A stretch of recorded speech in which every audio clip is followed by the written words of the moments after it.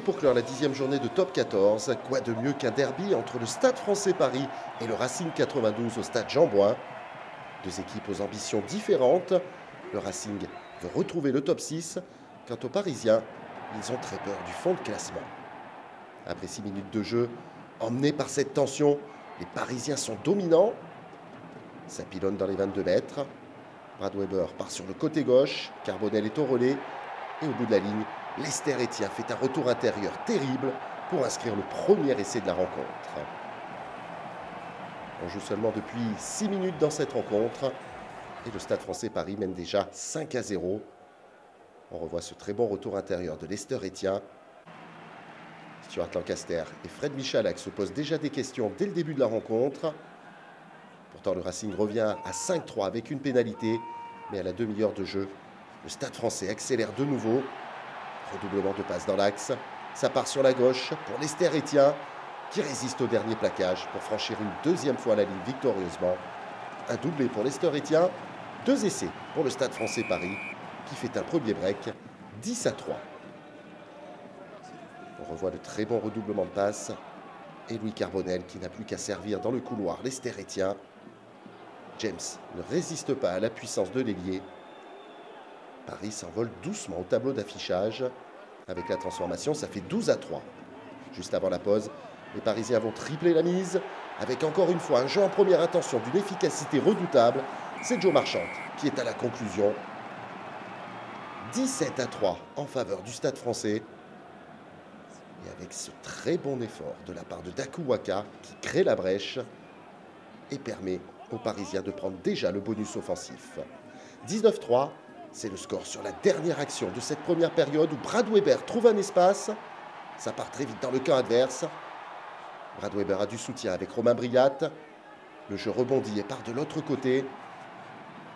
Bonne fixation, enchaînement de passes. Et le ballon qui arrive dans les mains bénies de Jeremy Ward. Paris a fait le break 24-3 juste avant la pause. Avec ce 4e essai à l'initiative de Brad Weber. Tout le monde a compris avec les maillots roses et on a suivi pour apporter du soutien. Carbonel fixe. Pérez Blanquez donne le dernier bon ballon. Le retour intérieur de Daku Waka est parfait pour Jeremy Ward. C'est imparable. 26-3 pour Paris à la pause. Et dès le début de deuxième période, les Parisiens qui repartent exactement sur le même rythme. Arrêtés in extremis devant la ligne.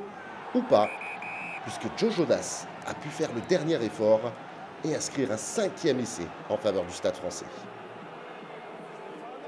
On revoit la petite séance de jongle de Joe Jonas qui se relève dans un deuxième temps et qui parvient à se retourner sur la ligne. Ça fait 33-3.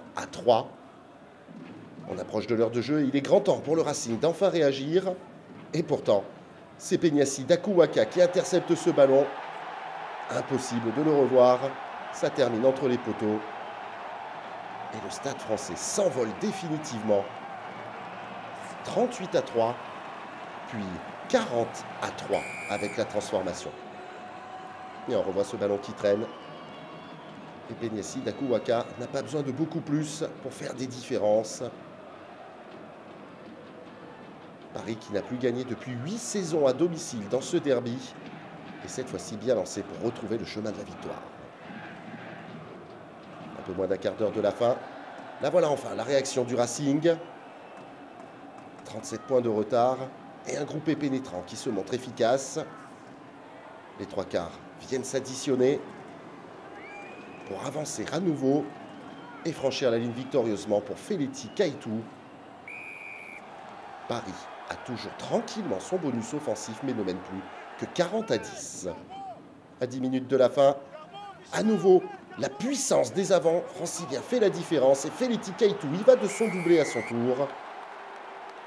40-15. Le Racing qui n'a plus vraiment d'objectif dans cette rencontre que de priver de bonus offensif son adversaire. Mais il y a encore un effort à fournir. Avec la transformation, ça fait 40-17. À 5 minutes de la fin de la rencontre, c'est à nouveau le Racing qui pilonne dans les 22 adverses. Le ballon part sur les extérieurs. Et c'est Cameron Woki, comme un ailier, qui vient inscrire le 3e essai des siens. 3 essais qui permettent au Racing de revenir à 40-22 avant la transformation. Avec la transformation, le score final sera de 40-24. Avec 6 essais à 3, Paris prend le bonus offensif et sort de la zone rouge. Pour le Racing, c'est toujours une saison en milieu de tableau.